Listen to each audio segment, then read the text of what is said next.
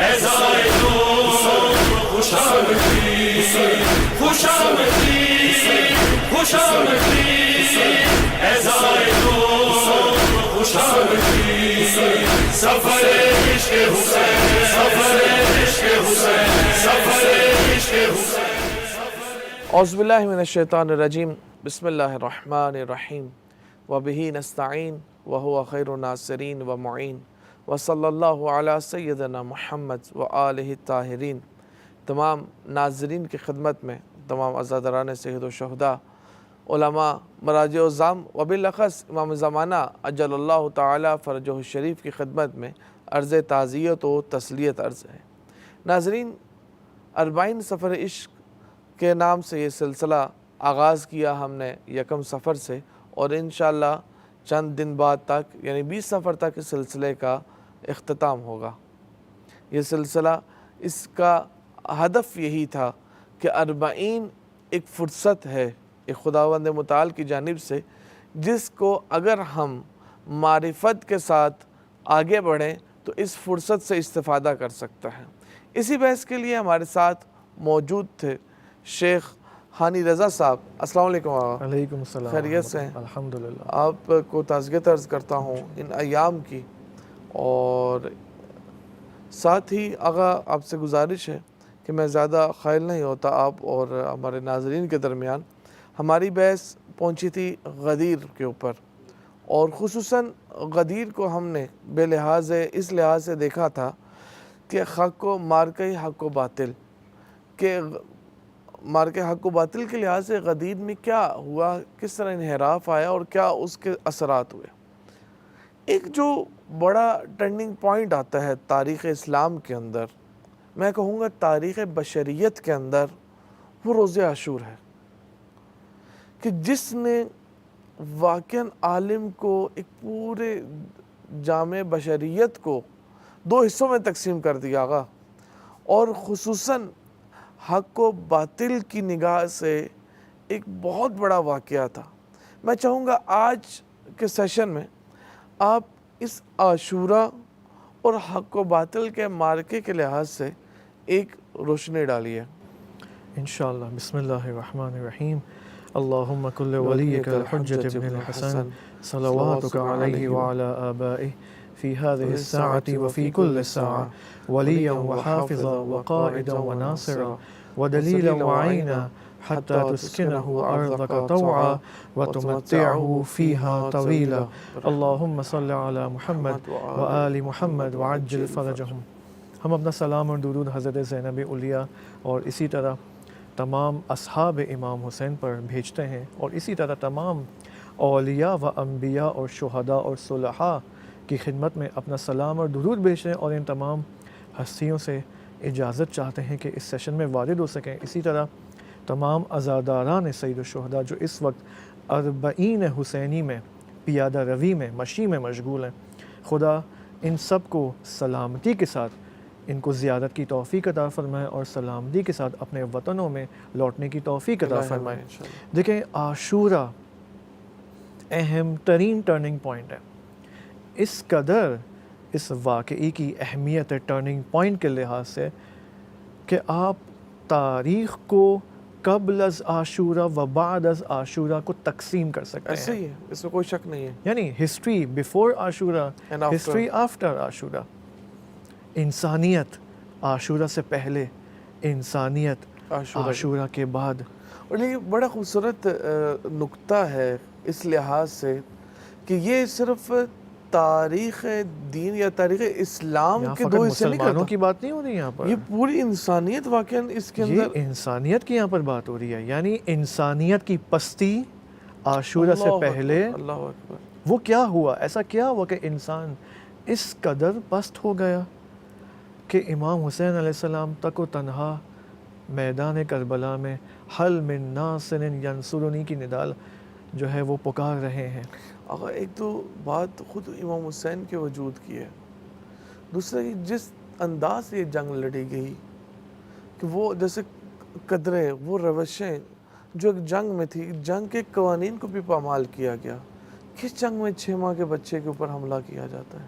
کس جنگ کے اوپر جنگ میں خواتین کے اوپر حملہ کیا جاتا ہے, کس جنگ میں پانی بند کیا جاتا ہے. یہ جو کربلا میں ہوا یہ واقعاً صرف ایک مذہبی اور دینی ان کا دشمنی نظر نہیں آتی, واقعی یعنی انسانیت کے بالکل پست لوگ اس وقت یہ بالکل عرض میں موجود. اس کے بارے میں انشاءاللہ ہم اشارہ کریں گے یہ پستی کہاں سے وجود میں آئی ہے. اب دیکھیں غدیر کے بعد جو ایک اہم مشکل پیش آئے جس کی وجہ سے واقعہ عاشورہ رونما ہوا, وہ عظیم انحراف تھا جو مسلمانوں کے اندر وجود میں آیا. آپ دیکھیں جو اہم مرکزی نقطہ نبی اکرم صلی اللہ علیہ وآلہ وسلم اپنی رحلت سے پہلے چھوڑ کر گئے وہ اہل البیت علیہ السلام ہے, اور یہ فرمایا کہ انی تارکن فیکم الثقلین کتاب اللہ وعطرتی اہل بیتی. ٹھیک ہے کہ جو قوم یا جو مسلمان ان دو سے تمسک کریں گے وہ کبھی بھی گمراہ نہیں ہوں گے. آپ دیکھیں لیکن ہوا کیا, ہوا یہ کہ مسلمانوں نے قرآن کو لے لیا اور اہل البیت کو چھوڑ دیا. اب اہل البیت علیہ السلام یا یوں کہوں یہاں میں نہیں کہہ سکے کہ خود میرے خیال میں انہوں نے خود قرآن کو بھی ظاہری طور پہ لیا. قطعاً ظاہر سی بات ہے کیونکہ قرآن اور اہل البیت بقول آیت اللہ بہجت رحمۃ اللہ علیہ کا کہ ایک حقیقت واحدہ ہے. درست قرآن اور اہل البیت کا وجود ایک حقیقت ہے. ٹھیک ہے, ایک حقیقت کے دو جلوے ہیں یوں ہم کہہ سکتے ہیں. لہٰذا آپ دیکھیں مرکزی ترین نقطہ دین کا رحلت رسول کے بعد جو ظاہر ہوا وہ امامت تھا. انحراف جو ایجاد ہوا لوگوں کے اندر اور لوگوں کے ذہنوں میں جو انحراف اور ڈیویشن ایجاد کرنے کی کوشش کی وہ امامت کی حقیقت کے لحاظ سے تھا. خصوصاً جب ثقیفہ کا ماجرا پیش آیا اور خلیفہ اول دوم سوم کی جو حکومت آئی تو اس میں آپ دیکھیں جو اہم پلاننگ جو بالآخر باطل نے کی وہ یہ کہ لوگوں کے ذہنوں سے اور لوگوں کے عقائد سے ان کے بیلیف سسٹم سے امامت کو ختم کیا جائے. پاک کر دیا, ختم کر دیا, صاف کر دیا. بالکل ختم. اور ظاہر سی بات ہے جس دین میں امامت نہ ہو, خصوصاً اسلام کی ہم بات کر رہے ہیں, جس دین کی اسلام کی حقیقت امامت ہے, کیونکہ امامت کے بغیر انسان توحید تک بھی نہیں پہنچ سکتا. من اراد اللہ بدأ بکم, زیارت جامع کبیرہ کے یہ الفاظ ہیں کہ اے امام جو اللہ کا ارادہ کرنا چاہتا ہے, اللہ تک پہنچنا چاہتا ہے, وہ آپ سے شروع کرے, یعنی آپ کے ذریعے خدا تک پہنچے گا. آپ دیکھیں امامت کو حذف کیا گیا, ڈیلیٹ کر دیا گیا مسلمانوں کے عقائد سے. عاشورہ در حقیقت, اب ظاہر سی بات ہے جب امامت کو دین سے ختم کرنے کی کوشش کی جائے گی تو یہاں پر دین اسلام کی موت کا خطرہ ہے. ایک میرے ذہن میں کچھ حدیث تھوڑی تھوڑی ذہن میں آ رہی ہے لیکن اس کا مضمون کہ مثلا امام کی دین میں حیثیت وہی ہے جیسے چکی کے درمیان والا وہ کیل جو ہوتا ہے, آٹا پیسنے والی چکی ہے, کہ اگر وہ سے نکل جائے تو وہ مدار سے باہر نکل جائے گی. میں آپ کو اس سے بھی خطرناک حدیث آپ کو میں بتاتا ہوں. درست. حدیث کے الفاظ یہ ہیں, آپ دیکھیں ولایت امیر المؤمنین علی علیہ السلام, یہ فقط الفاظ نہیں ہے کہ میں نے مثلا کہہ دیا اشہد ان علی ولی اللہ اور میں امام علی کا مولا ہی ہو گیا, نہیں, یہ فقط الفاظ کی بات نہیں ہے. آپ دیکھیں یہاں پر بات محبت اور اطاعت دونوں ہے. دیکھیں سید ابن طاؤس رحمۃ اللہ علیہ فرماتے ہیں غدیر کے حوالے سے جو عجیب ایک حدیث وارد ہوئی ہے, فرماتے وَمَثَلَ الْمُؤْمِنِينَ فِي قَبُولِهِمْ وَلَا أَمِيرَ الْمُؤْمِنِينَ فِي يَوْمٍ غَدِيرِكُمْ, لوگوں کی مثال, مسلمانوں کی مثال جب وہ امیر المؤمنین کی انہوں نے ولایت قبول کی روز غدیرکم, یہ ایسے ہی کمثل الملائکۃ فی سجودہم لآدم, یہ ان ملائکہ کی مانند ہے جنہوں نے آدم کے سامنے سجدہ کیا, اور ان لوگوں کی مثال جنہوں نے ولایت امیر المؤمنین سے انکار کیا. وَمَثَلُ مَنْ أَبَى وَلَایَةَ أَمِيرِ الْمُؤْمِنِينَ فِي يَوْمِ الْغَدِيرِ مَثَلُ إِبْلِيسَ. کس سے حدیث ہے یہ آپ دیکھیں اقبال الاعمال میں سید ابن طاؤس ہیں, جلد نمبر 2 صفحہ نمبر 262 میں یہ حدیث لے کر آئے ہیں. اور یہ حدیث کس امام سے ہے؟ یہ یہاں پر البتہ ذکر نہیں ہے, روایت موجود ہے اسی کتاب کے اندر جو انہوں نے روایت کو نقل کیا ہے. تو آپ دیکھیں غدیر کی اور ولایت امیر المؤمنین کی یہ حیثیت ہے. دوسری طرف سے آپ دیکھیں امام صادق علیہ السلام فرماتے ہیں کہ جب انسان کہتا ہے کہ لا الہ الا اللہ محمد رسول اللہ علی ولی اللہ، امام صادق علیہ السلام فرماتے ہیں الہا ہنا التوحید، علی ولی اللہ تک توحید کی ایکسٹینشن ہے. یعنی اگر کوئی فقط کہے، صرف کہے لا الہ الا اللہ محمد رسول اللہ، اس کی توحید ناقص ہے، توحید ناقص ہے، توحید خداوندی ناقص ہے. اللہ اکبر. جب تک یعنی وہ اقرار محمد رسول اللہ و علی ولی اللہ یہ در حقیقت توحید کو ہی کمپلیٹ کرتا ہے. کمپلیٹ کرتے ہیں الہا ہنا التوحید، یہاں تک توحید ہے. اللہ اکبر. اس سے اس کی نسبت انحراف ایجاد کیا آفٹر غدیر. یعنی جن لوگوں نے اس حلقے کو توڑا در حقیقت انہوں نے توحید کے اوپر وار کیا. اصل میں بات یہی ہے، دین کی بازگشت، میں نے اس دن بھی کہا تھا آپ کو چند پروگرامز پہلے کہ دین کے تمام موضوعات کی بازگشت توحید کی طرف یعنی ہے، ان کا پلٹنا توحید کی طرف ہے. درست. لہٰذا یہ انحراف ایجاد ہوا اور اسلام ایسے موڑ پر پہنچ گیا کہ عنقریب تک امام حسین علیہ السلام کے وہ مشہور الفاظ ہیں کہ وَعَلَى الْإِسْلَامِ السلام، یہ وہی انحراف کی طرف اشارہ ہے. یعنی اب عاشورہ سے ایک قدم پہلے اسلام کی موت ہے اور عاشورہ کے بعد اسلام کی حیات ہے. یعنی ایک مرتبہ all of a sudden جب یہ روز اور یہ واقعہ پیش آیا تو اسلام کو حیات مل گئی. اس قربانی امام حسین علیہ السلام کے نتیجے میں انشورنس ہو گیا اس کے. دین قطعاً انشورڈ ہو گیا. کیونکہ آپ دیکھیں اگر امام حسین علیہ السلام اس شہادت کے ذریعے کس چیز کو آشکار کرنا چاہتے تھے؟ دین کو. اس چیز کو آشکار کرنا چاہتے تھے کہ میں جو کہ حسین ابن علی ہوں، میں انسان کامل ہوں، میں انسانوں کا من عالی ہوں. درست. اور باقی جتنے بھی انسان ہیں اس انحراف کی وجہ سے من حیوانی کی طرف تنزل کر چکے ہیں. درست. امام نے در حقیقت روز عاشور اپنی شہادت کے ذریعے کہ حضرت زینب سلام اللہ علیہا نے جو فرمایا کہ ما رأیت الا جمیلا، مجھے جمیل اور خوبصورتی کے علاوہ کچھ بھی نظر نہیں آیا. اللہ اکبر. یہ کون سی خوبصورتی آغا صاحب؟ یہ وہ خوبصورتی ہے جس کو ہم کہتے ہیں امام کا من عالی انسانی. درست.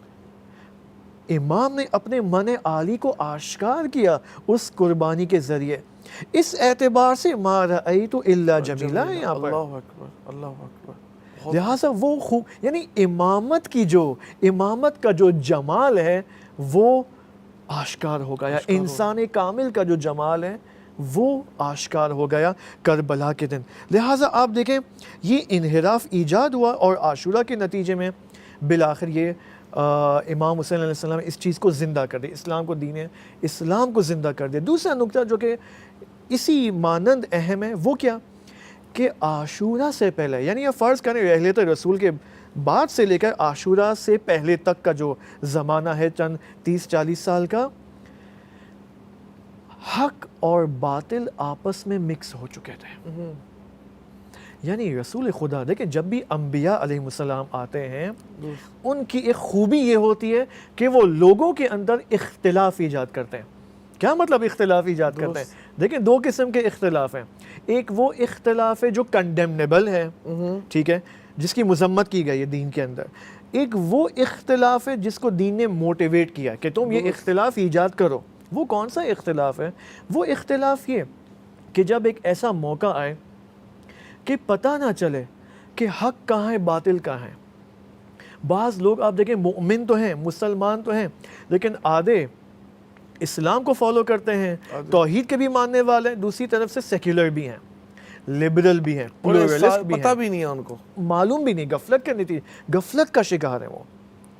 یہاں پر اس سے یہ پتہ چلتا ہے کہ حق اور باطل آپس میں مکس ہو چکا ہے. بس یہاں پر جو حق کے داعیے دار ہیں خصوصاً انبیاء و ائمہ اور علماء اور مجتہدین، یہ آتے ہیں لوگوں کے اندر جب دعوت دین پیش کرتے ہیں، نتیجے میں اختلاف ایجاد ہوتا ہے. کون سا اختلاف؟ یعنی اب حق اور باطل کا جو مکسچر تھا وہ اب ختم ہو جاتا ہے اور ان کے بارڈر لائنز یعنی واضح ہونے لگتے ہیں کہ یس یہ حق ہے یہ باطل ہے. عاشورہ سے پہلے، ثقیفہ سے لے کر عاشورہ سے پہلے تک حق اور باطل آپس میں مکس ہو چکا تھا. نہیں معلوم تھا لوگوں کو کہ حسین ابن علی حق پر ہے یا یزید ابن معاویہ. آپ دیکھیں یزید ابن معاویہ کو بعض لوگ اس زمانے میں مسلمان کہتے تھے، امیر المومنین کہتے تھے. امیر المومنین کہتے تھے. اس کا کیا مطلب ہے؟ اس کا مطلب انحراف ہے. اس کا مطلب حق اور باطل آپس میں مکس ہو چکے ہیں. صحیح ہے. اس مکسچر کو ختم کرنے کے لیے اور حق اور باطل کی آپس میں جدائی اور اس جدائی ڈالنے کے لیے، جدا تو ہیں حق اور باطل آپس میں، کبھی بھی مکس نہیں ہو سکتے، لیکن آشکار ہونے کے لیے یہ قربانی پیش کی گئی. اور امام حسین علیہ السلام اس مشن میں 100% کامیاب ہوئے. لہٰذا آپ دیکھیں عاشورہ کے فوراً بعد جو ایک اہم نتیجہ ہوا وہ مختلف گروپس کا قیام. آپ دیکھیں قیام مختار اور قیام زید اور مختلف افراد نے اور گروپس نے یہاں پر قیام کیا. یعنی ایک بیداری ایجاد ہوئی عاشورہ کے بعد. لہٰذا یہ ایک اہم کام تھا جو عاشورہ نے بالآخر امام حسین علیہ السلام کی قربانی نے پیش کیا. درست. دوسری چیز ہم اگر اسی عاشورہ کو اور جو واقعہ کربلا ہے اور یہ ایام ہے، اس کو آج کے دور میں زمانے میں دیکھیں تو جو آج یہ نفس اولا ہے اور ایک ایسی ہستی موجود ہے جو وہ بقول آپ کے کہ نفس عالی، من عالی جی. کا جو بہترین مصداق ہے وہ امام زمانہ اجل اللہ تعالی فرجہ شریف کا وجود ہے.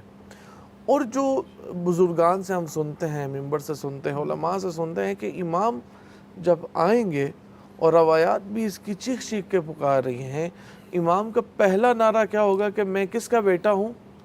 اس کا بیٹا ہوں جس کو پیاسا شہید کر دیا گیا، قطعاً جس کو غریب الوطن شہید کر دیا گیا، جس کو عریان شہید کیا گیا. یہ روایات کے جملے اس طرح کے. کیا وجہ ہے کہ امام نے اپنا تعارف جو کروا رہے ہیں، یہ نہیں کہہ رہے کہ انا فرزند محمد مصطفیٰ بہت عالی رحمۃ اللہ علیہ، یہ نہیں کہا انا فرزند فاطمہ الزہرا، انا فرزند علی مرتضیٰ. کیا کہا کہ انا فرزند حسین ابن علی قتل الاتشانہ، کہ اس کو جس کو پیاسے کی حالت میں شہید کیا. دیکھیں اس کی وجہ بہت خوبصورت سوال ہے اور یہ زیب دیتا ہے کہ ہم اس کے بارے میں کم از کم آدھا گھنٹہ بات کریں، لیکن ہمارے پاس ٹائم کم ہے. لیکن میں آپ کی خدمت میں مختصر یہ بات جواب دیتا ہوں. وہ یہ کہ آپ دیکھیں عاشورہ کے اندر جو ایک پوٹینشیل ہے کہ انشاءاللہ ہم اس کے بارے میں مزید بات کریں گے، وہ یہ ہے کہ عاشورہ انسانیت کی فطرت سے متعلق ہے. کیا مطلب ہے؟ آپ دیکھیں امام حسین علیہ السلام نے جو شعار لگایا، بلکہ نصرت طلب کی، روز عاشور کے حل من ناصر ینصرنی، کیا کوئی ہے جو میری نصرت کے لیے آئے؟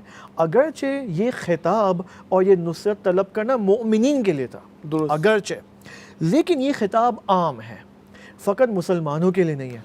اسی روز عاشور امام کا ایک خطاب ہے یزید کے لشکر کی طرف. امام علیہ السلام کیا فرماتے ہیں کہ اگر تم اپنے دین میں آزاد نہیں ہو، کم از کم اپنی دنیا میں تو آزاد رہو. اس کا مطلب یہ فطرت کی طرف اشارہ ہے. اچھا، یہ جو آپ نے بات کی اس کے اندر کہ یہ پیغام اور یہ شعار امام کا حل من ناصر ینصرنی، یہ آپ نے کہا کہ عام ہے. یہ عام از لحاظ زمان اور مکان بھی ہے، یہ اسی زمانے اور مکان کے لیے ہے؟ یہ آپ دیکھیں یہ آج کے لیے بھی ہے. یہ عاشورہ کوئی بھی واقعہ جو امام معصوم جس کو ایجاد کرتا ہے وہ فرا زمان ہے، وہ فرا مکان ہے. اس کا یہ فقط اس ماضی سے ماضی تک محدود نہیں ہے. درست. یہ آپ ذہن میں رکھیں، یعنی تا قیامت یہ ہے. کیونکہ امام کی حقیقت کیا ہے، امام کیا کس چیز کو انجام دیتا ہے؟ امام معصوم کا کام یہ ہے کہ ہر زمانے میں اللہ کی سنتوں کو آشکار کرے. درست. اور اللہ کی سنت الی یوم القیامت جاری و ساری ہے. درست. صحیح. تو عاشورہ ایک سنت الہی ہے. درست لوگوں کو فطرتوں کو بیدار کرنے کے لیے، پلٹانے کا نام ہے۔ پلٹانے کے لیے۔ وہ فطرتیں جو گناہوں کی وجہ سے، جو مادی اور مٹیریلسٹک اٹیچمنٹ کی وجہ سے خواب آلود ہو چکی ہیں، ان کو دوبارہ احیاء اور بیدار کرنے کے لیے یہ عاشورہ اسی چیز کا نام ہے۔ امام حسین علیہ السلام نے روز عاشور در حقیقت اسی فطرتوں کو دعوت دی۔ وہ فطرتیں، دیکھیں فطرت کسی زمان تک محدود نہیں ہے، درست ایسے ہی ہے۔ فطرت از اول خلقت آدم سے تا لے آخر کر ہے۔ الی یوم القیامت جاری و ساری ہے۔ لہٰذا عاشورہ کے اندر جو امام حسین علیہ السلام نے جو کام انجام دیا، وہ بعض اساتید کی تعبیر کے مطابق فطرت کی ڈپلومیسی کو انتخاب کیا۔ درست فطرت کی ڈپلومیسی کو، ہم کہتے ہیں نا ڈپلومیسی، جی جی۔ فلاں شخص ڈپلومیٹ ہے سیاست کی دنیا میں۔ امام حسین علیہ السلام نے فطرت کی ڈپلومیسی کے لینگویج کو یہاں پر آشکار کیا کہ میرا جو اقدام ہے عاشورہ کے اندر، وہ لوگوں کی، وہ ڈپلومیٹک اقدام ہے، لیکن کون سا اقدام ہے؟ ایسا اقدام ہے جو لوگوں کی فطرتوں کو آٹومیٹک، یعنی جو بھی امام حسین اور عاشورہ کی حقیقت کی نسبت اس کی توجہ ہو، ادنا توجہ ہو گئی، تھوڑی بہت منیمل توجہ ہو گئی، اور اس کی فطرت اگر اتنی سی بھی اگر بیدار رہی نا، وہ بیدار ہو جائے گا۔ درست آپ اس وجہ سے دیکھیں اربعین کے اندر مسلمانوں کے علاوہ کرسچنز اور دیگر ایتھیسٹ بھی حتیٰ آتے ہیں درست۔ اور بیدار ہو کر واپس جاتے اور ہیں۔ امام میں زمانہ کا یہ جو شعار لگانا ہے، پھر اس سے کیا مراد ہوگی؟ ہاں، اس سے مراد یہ ہے کہ امام کے ظہور کی ایک شرط یہاں پر یہ ہے کہ امام کے آنے سے پہلے پوری دنیا حسین ابن علی کی نسبت آگاہ ہو جائے گی۔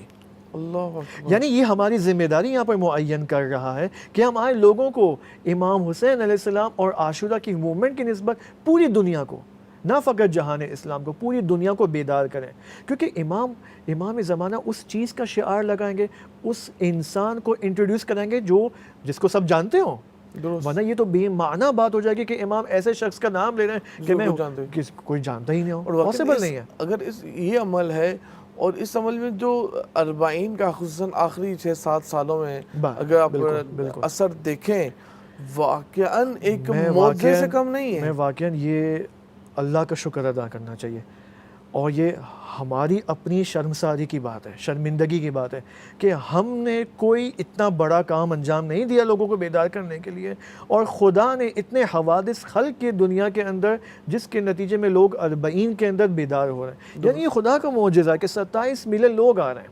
اور صرف وہ نہیں جو نجف و کربلا میں، ابھی پورے کرونا کے بعد کہ مثلا یہ کلچر بنایا گیا تھا کہ کوئی باہر مجلس میں نہ نکلے، یہ نہ نکلے، اس کا یہ ہوا کہ وہ کہتے ہیں مکر و مکر اللہ واللہ خیر الماکرین، کہ اربعین جو منحصر تھا نجف و کربلا میں، ابھی دنیا کے کونے کونے میں، بستی بستی میں، شہر شہر میں ایک پورا مسیر بن گیا نجف سے کربلا۔ آپ دیکھیں مختلف شہروں میں جو لوگ نہیں جا سکتے بعض اوقات، وہ اپنے ہی شہروں میں پیادہ روی کرتے ہیں، مشی کرتے ہیں۔ آپ دیکھیں یعنی یہ بیداری ہے، یہ فطرت۔ آپ دیکھیں پاکستان میں اہل سنت اور دیگر ممالک میں حتیٰ نان مسلمز بھی شرکت کرتے ہیں ان سبیلوں کے اندر، ان جلوسوں کے اندر۔ اس کا مطلب یہاں پر کوئی خدا کوئی کام کر رہا ہے، درست۔ لوگوں کی فطرتوں، کیونکہ بلاخر جب تک یہ بیداری عاشورہ کے ابتلا کے نتیجے میں ایجاد نہیں ہوگی، ظہور امام زمانہ پاسبل نہیں ہے۔ کیونکہ ظہور کی شرط، کیونکہ ظہور کے بعد جو اہم ترین وہ انرجیٹک پاور ہے جس کے نتیجے میں امام قیام کریں گے، وہ عاشورہ ہے۔ درست۔ وہ اس کو ہم کیا بولتے ہیں، وہ انجن یا وہ فیول جو امام زمانہ کی موومنٹ کو ایجاد کرے گا اور لوگوں کے اندر وہ ولولہ ایجاد کرے گا تاکہ امام زمانہ کا ساتھ دے پوری دنیا سے، وہ امام حسین اور عاشورہ ہے۔ بہت شکریہ۔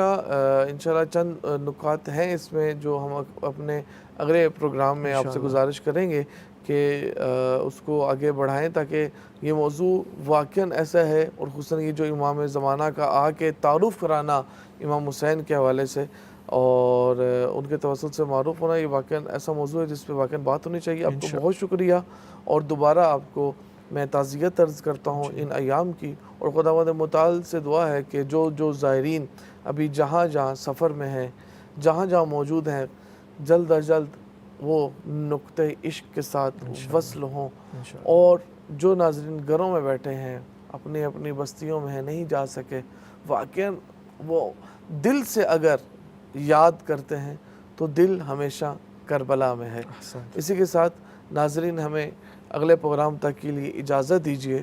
خدا حافظ۔